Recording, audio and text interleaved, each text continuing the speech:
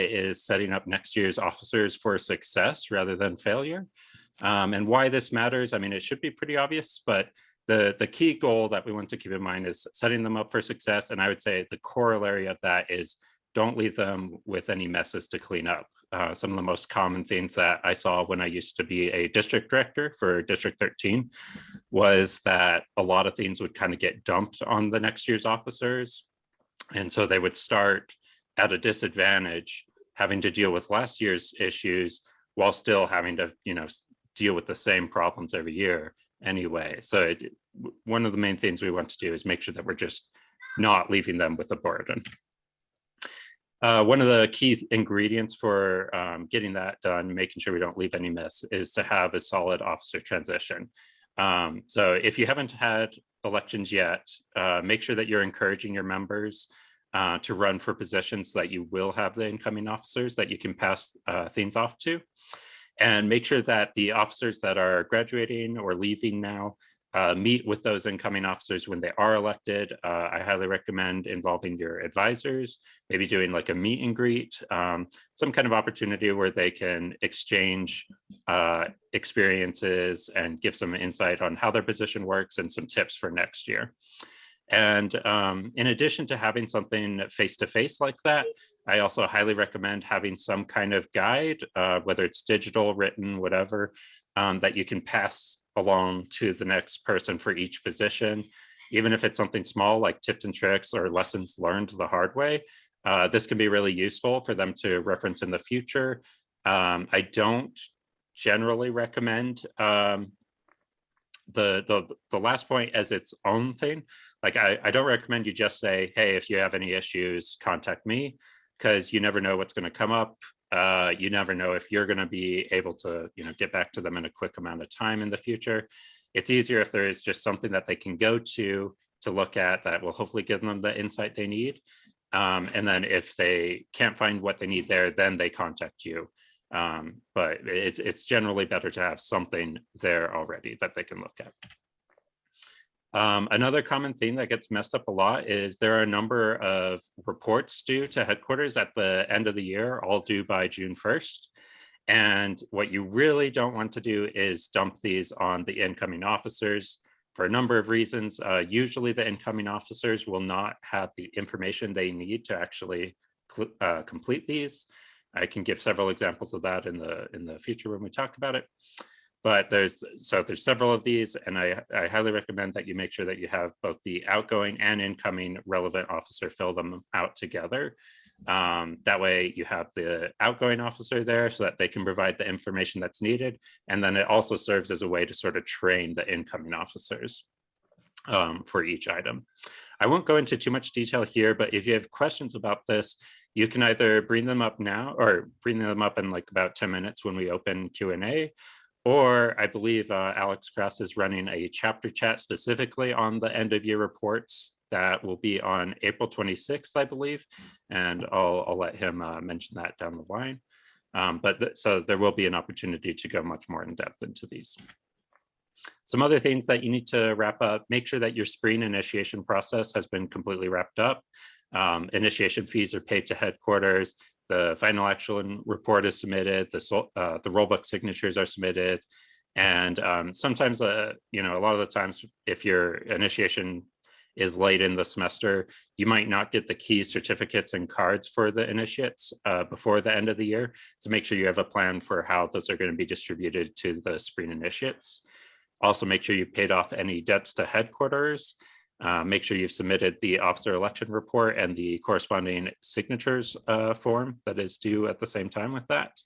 And then if there's any steps that are required by your student government for making sure that you can access your funds or whatever next year, make sure you've completed those as well.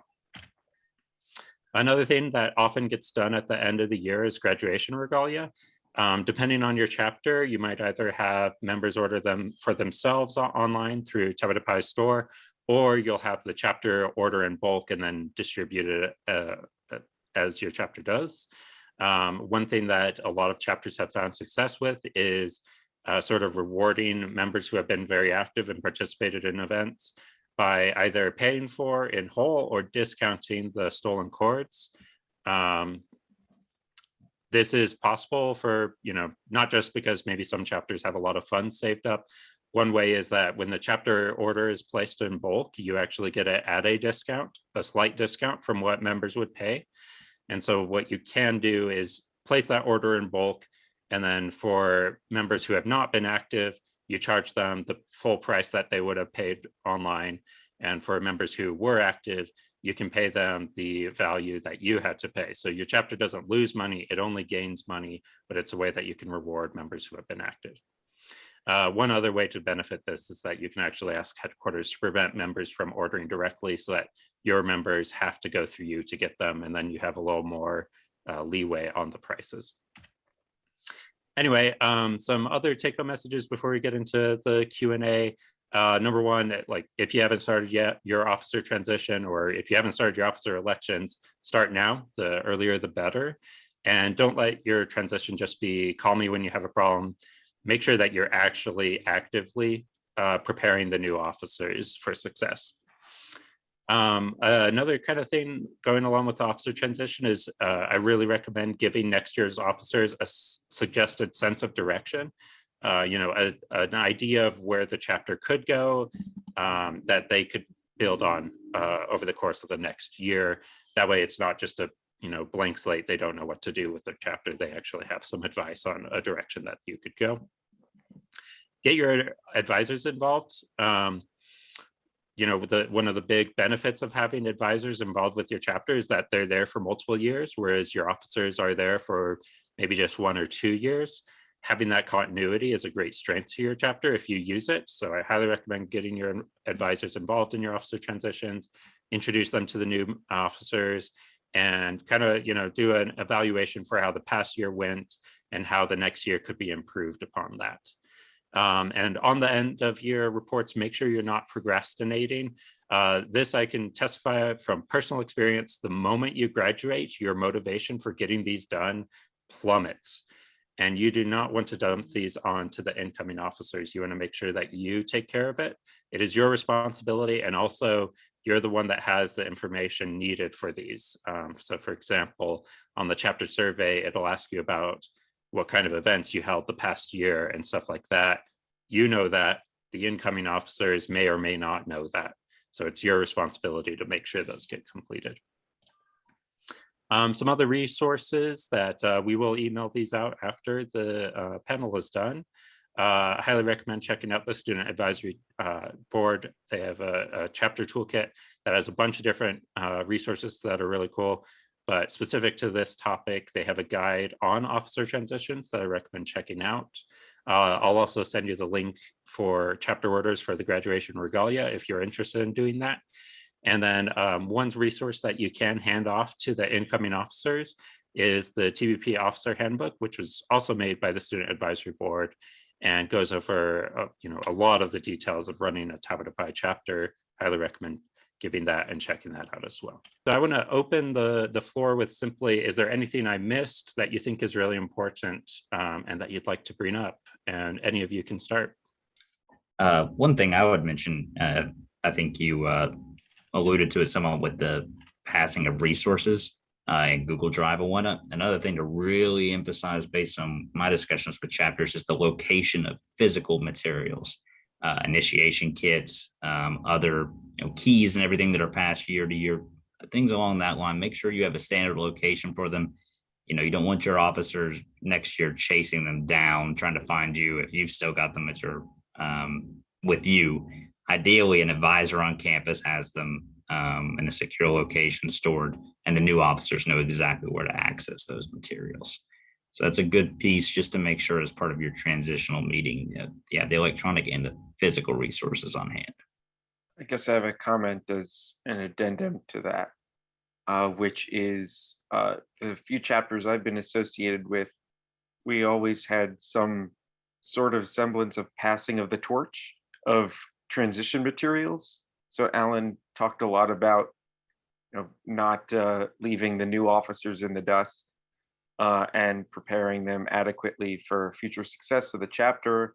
In one way, has been accomplished in the past that I've seen is either preparing a binder of documents, like a formal transition statement for each of the roles that the chapter has, or now because electronic things are so ubiquitous, just providing a Google Drive or some zip file or something that you can pass off to the new incoming officers to guide them with each of their roles. And I guess tied on to that, it's nice to have the officers shadow the incumbent officers, are mentors for the new ones. So those things kind of go hand in hand, and those can help the chapter transition nicely from year to year. One thought that I had adding to that, that we used to do would be to take as part of our transition process, do some of those end of year reports with the old officers and the new officers, especially the project reporting, right? Because that's really talking about everything that you did throughout the year. And that sort of at least helps set the expectation of like, oh, we did this last year. We want to make sure that we do that again this year. And so I think there, and then also as well in that process of, like sitting down and talking about what you did in the year. And we mentioned it a little bit in the presentation, but this idea of like, okay, what would you do next year? Like, what is one thing only perhaps that you would work on? I think that's a useful spot as well. I'll add to that piece real quick that it's extremely important for the outgoing and incoming officers to work together on something such as the chapter survey. And on that piece, it's not even available at the moment. We're still working on rewriting that and hope to have it live by May 1st. So we'll be sending out an email to current officers, and I'm going to try to customize it to where it catches officers from last year and this year, to try and get as much collaboration on that as possible. But be on the lookout for an email about that probably the first week of May. It's my goal to have that live. One thing to add off of like the meeting with officers to see kind of like what happened last year, what we want to do the next year. One thing that I thought was really helpful for me when I was president is having that meeting that like people have talked about, other panelists have talked about, and then after that having a meeting of like just the new officers to sort of define your vision for the next year. And then also maybe if there's something you don't know that you didn't realize you don't know, like having a chance to realize that during that meeting while the current officers are still around. And also maybe you come up with like ideas, but you want feedback from the old officers, so you could have that chance to talk to them about that after you have your meeting. But more generally, I think like having a big vision, like big planning meeting before everyone goes off to the summer is really helpful, because you can get stuff done over the summer if you want, and you'll hit the ground running in the fall semester. Yeah, I highly agree with that. I think even if you can't do it before the end of the like spring semester, try to do it over the summer, definitely before the next semester begins. Because if you wait to have that kind of planning meeting like the first or second week of school, you're almost already too late, because things are going to get really busy really quickly, and you'll be behind if you wait until then. So I would highly recommend try to do that as early as possible, ideally before the end of the semester, so that, like Annie says, you can talk to past officers and get their ideas. But at latest during the summer is a good idea, even if it's like over Zoom or something like that. There was one other thing I was going to mention. When you do get your contact info for all of the incoming officers, this is something that's kind of like a leadership lesson that incoming officers will have to learn, hopefully not the hard way, but different people have different ways they prefer to be contacted. Like some people respond very easily to, a text or maybe a Facebook message or even Instagram, and they might never check their email or something like that. And I've definitely had the experience that a lot of presidents come in and kind of get frustrated with their officers because every 2 days they send out an email to their officers and they never get a response from this one person. And why can't this person just read their damn emails and blah, blah, blah, blah, blah. Make sure that when they exchange that contact information at the very beginning, that they state what their preferred ways of contact are. Like what are they actually going to respond to is something I think that is both underrated and can prevent a lot of frustration down the line. One thing I wanted to bring up real quick, and this is an interesting piece because it's not really been discussed over the last 2 years, is convention, right? Whereas Alan, you mentioned hit the ground running in the fall. With convention happening the last week of September, moving into October, it's going to be here before you know it once the academic year starts.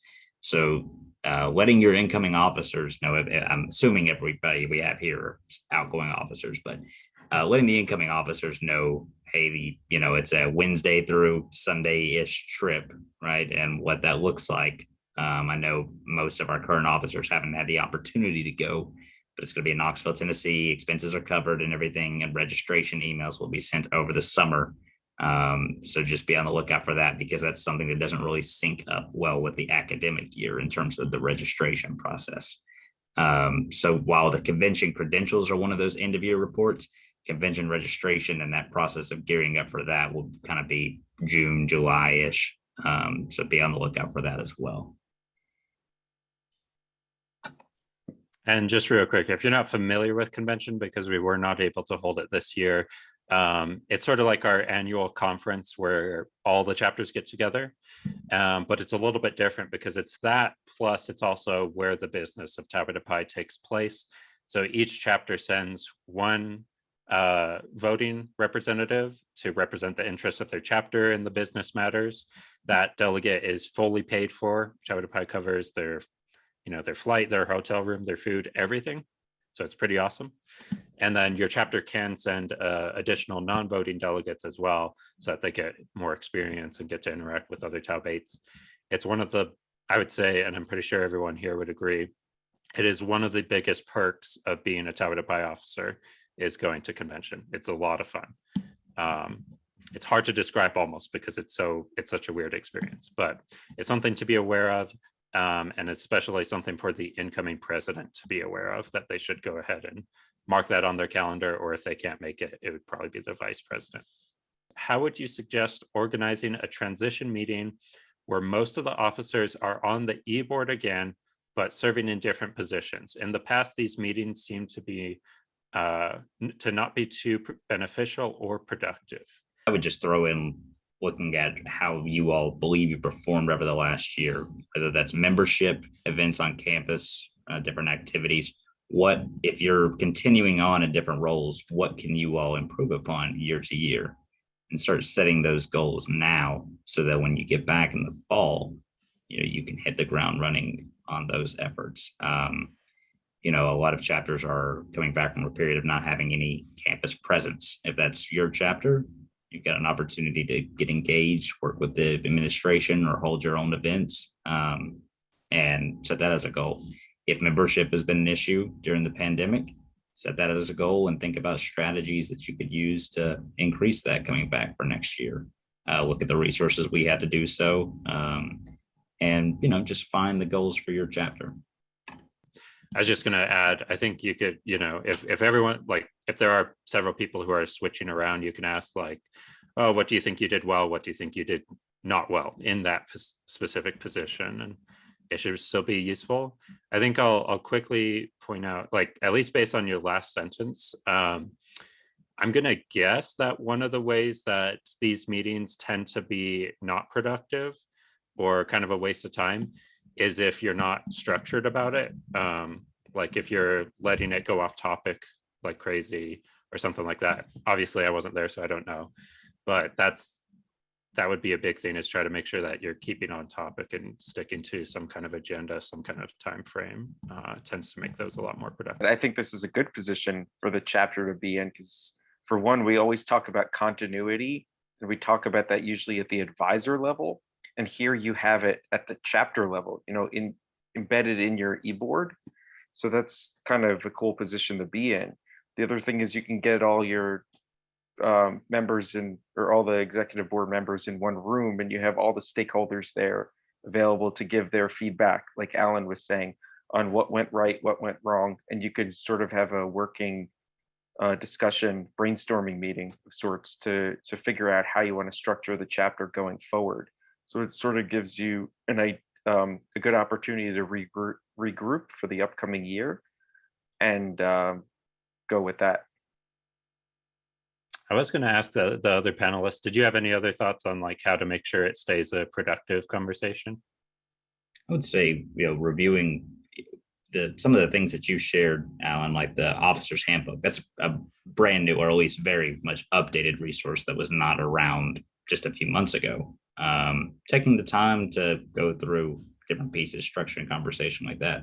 And if you're the outgoing president or incoming president, maybe even setting an agenda for what you want to cover on that. Basic meeting skills, just to identify what you want it to be before going into it and kind of like having to figure things out in such a meeting. Staying with the agenda, like you don't, I remember in US history, they said you don't come to a constitutional convention without a rough draft.